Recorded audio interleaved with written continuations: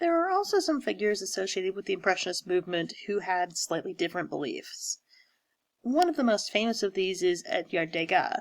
Degas didn't believe in or didn't approve of painting on plein air, and he thought even paintings that were based on sketches from outside should be finished in the studio. That means that Degas is most famous today for his paintings of indoor scenes, including his paintings of ballerinas. These paintings show a strong influence of Japanese prints, one of Degas' many interests, and interestingly for us today, we often miss a lot of the subtext of these ballerina paintings. In the late 1800s, ballet was primarily performed not by upper-class children or adults, but by working-class children and adults.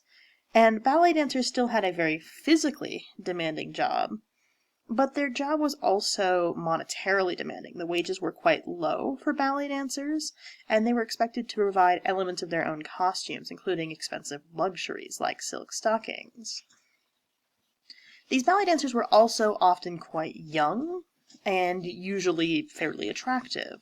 This led to a situation in which it was not uncommon for young ballet dancers to meet wealthy men who were interested in them primarily for sexual reasons. Often these would be called protectors at the time, or to use a more modern term, they would be sugar daddies to these young girls. They might provide them with clothing, jewelry. If you were particularly lucky, you might even be provided with an apartment and an expensive wardrobe to wear to meet your beau. Degas also shows older women in these paintings quite often, like the one we see on the far right-hand side here. These are typically these young girls' mothers. However, they're not here to protect their daughters, as much as they are to make sure that their daughters make a good deal. After all, you don't want your daughter going off with the first man who shows up backstage with compliments and flowers. You want to make sure he has money. This is primarily a financial transaction. Another outlier in the Impressionist movement is Mary Cassatt. Cassatt is an outlier by reason of her gender. She's one of just a few women artists associated with the Impressionists. Mary Cassatt and Berthe Morisot are the two most famous, but there are a couple of others that are less well known as well. And also, in terms of her nationality, Mary Cassatt is an American by birth, the daughter of a wealthy Philadelphia banker. And she originally starts to study art because it is an appropriate pastime for a wealthy upper middle class girl. However, unlike most of her contemporaries, she finds real passion in art and desires to pursue it as a career, which was not typically done at this time.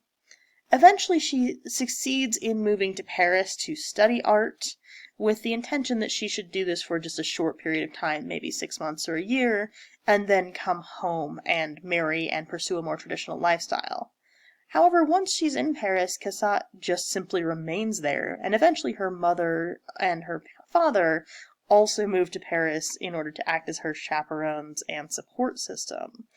Cassatt, in fact, never marries, instead pursuing a professional artistic career, but she is still in some ways limited by her gender. Unlike her male counterparts, women, especially upper middle class women, couldn't just hop on a train and go out to the countryside for the weekend.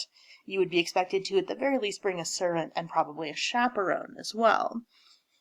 This means that Cassatt, like Degas, who was her mentor, primarily paints in the studio rather than on plein air or in the more open-air cafes and dance halls of Paris.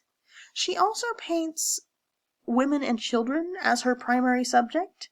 As a single woman, it was much more socially acceptable for her to spend long periods of time alone with a woman or a child than it would for her to spend long periods of time alone in her studio like a man. Like Degas, she's influenced by Japanese prints, and in this picture, the bath, we can particularly see that influence. Like Degas' picture in the last slide, we see a high horizon line, in this case about 2/3 of the way up the picture, and you may remember we talked about this in Japanese prints as well, And then these unified figures of mother and daughter that fill the whole frame, with the mother's dress touching each side of the composition.